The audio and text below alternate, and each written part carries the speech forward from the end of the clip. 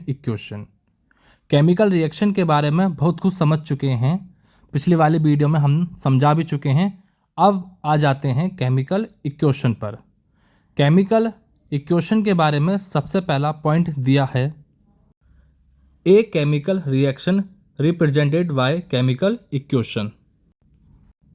जो भी हमारा केमिकल रिएक्शन होगा उसको रिप्रेजेंट करने के लिए, उसको शो करने के लिए केमिकल इक्वेशन का यूज़ किया जाता है, जैसे कि आप स्क्रीन पर देख रहे हैं। अब ये केमिकल इक्वेशन क्या होती है, इसको किस तरीके से लिखा जाता है, ये हमें सेकंड वाले पॉइंट में बताया गया है। तो सेकंड पॉइंट है हमारा, it involve symbol of substance of reactant and product with mention of physical state.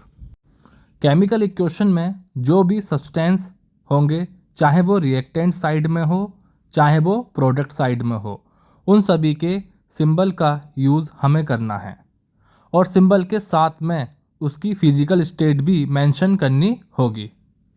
हमें केमिकल इक्वेशन में इसको एग्जाम्पल से समझेंगे तो और अच्छी तरीके से समझ आ जाएगा, मतलब से थोड़ा एग्जाम्पल के साथ समझना है। तो एग्जाम्पल में हमारे पास हाइड्रोजन ऑक्सीजन के साथ रिएक्शन करके वाटर यानी कि पानी बनाता है। वही पीछे वाला एग्जाम्पल ले रहे हैं जो हमने पार्ट 2 में लिया था।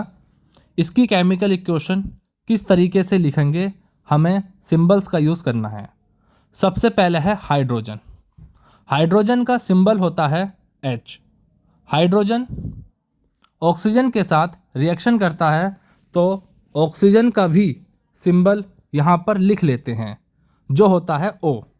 हाइड्रोजन और ऑक्सीजन एक दूसरे के साथ रिएक्शन करते हैं तो इस दोनों के बीच में प्लस का साइन आ जाएगा, यानी कि जब दो हाइड्रोजन और ऑक्सीजन आपस में रिएक्शन करेंगे तो एरो का साइन आता है। अब आपको ये पता होना चाहिए कि हाइड्रोजन कभी भी अकेला नहीं होता है, हमेशा इसके दो एटम होते हैं। तो यहाँ पर लिख दिया जाएगा H2, यानी H2 का मतलब है हाइड्रोजन के दो एटम, जैसे कि आप स्क्रीन पर देख रहे हैं। ठीक इसी प्रकार से ऑक्सीजन भी अकेला नहीं रहता, इसके भी दो आइटम इकट्ठे रहते हैं। तो यहाँ पर आ जाएगा हाइड्रोजन और ऑक्सीजन एक दूसरे के साथ रिएक्शन करते हैं, तो यहाँ पर आ जाएगा एरो। जो भी सब्सटेंस एक दूसरे के साथ रिएक्शन करते हैं उसको लिख देंगे बीच में, सभी के प्लस का साइन आ जाएगा। उसके बाद एरो लगाया जाएगा जैसे कि आप स्क्रीन पर देख रहे हैं, और यहाँ पर आएगा हमारा प्रोडक्ट जो कि वाटर यानी कि पानी, और इसका फॉर्मूला होता है यानी जो सिंबल होता है वो होता है H2O। हाइड्रोजन का सिंबल H2, ऑक्सीजन का सिंबल O2 और वाटर का फॉर्मूला H2O, फिर सिंबल आ जाएगा यानी H2O। ठीक है, हमारा H2O केमिकल इक्वेशन, लेकिन अभी भी हमने फिजिकल स्टेट नहीं लिखी है। फिजिकल स्टेट क्या होती है, सॉलिड होती है, लिक्विड होती है, गैस होती है, एक्वस होती है। फिलहाल एक्वस के बारे में समझ लेते हैं। एक्वस को AQ से रिप्रेजेंट किया जाता है। आपको पता होना चाहिए हाइड्रोजन गैस है तो हाइड्रोजन के लिए क्या करना है, G का यूज़ करना है। जो भी हमारा ये सब्सटेंस है इसके आगे एक छोटा सा ब्रैकेट लगा के यहाँ पर इसे मेंशन कर देंगे। बिल्कुल ठीक इसी तरीके से ऑक्सीजन भी हमारी गैस है तो इसके सामने भी G लिख दिया जाएगा।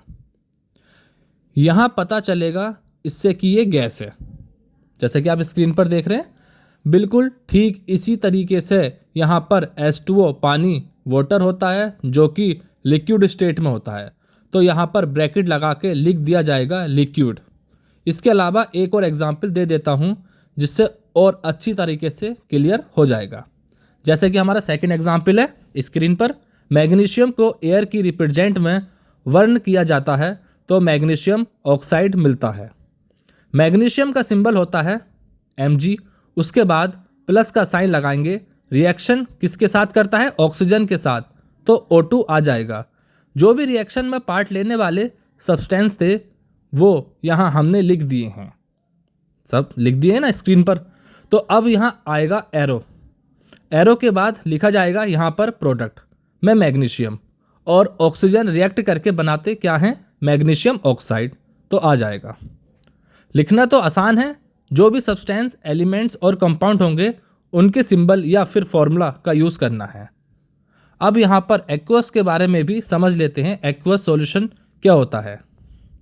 ये एक ऐसा सॉल्यूशन होता है जिसमें वाटर सॉल्वेंट होता है, यानी कि वाटर की क्वांटिटी ज़्यादा होती है। इसका एक अच्छा सा एग्जाम्पल भी दे देता हूँ। मान लीजिए हमारे पास एक बीकर है, बीकर यानी कि पॉट यानी बर्तन, इसके अंदर पानी है और इसमें सॉल्ट भी हमने मिक्स कर दिया है, तो यहाँ होगा सॉल्ट का एक्वस सॉल्यूशन।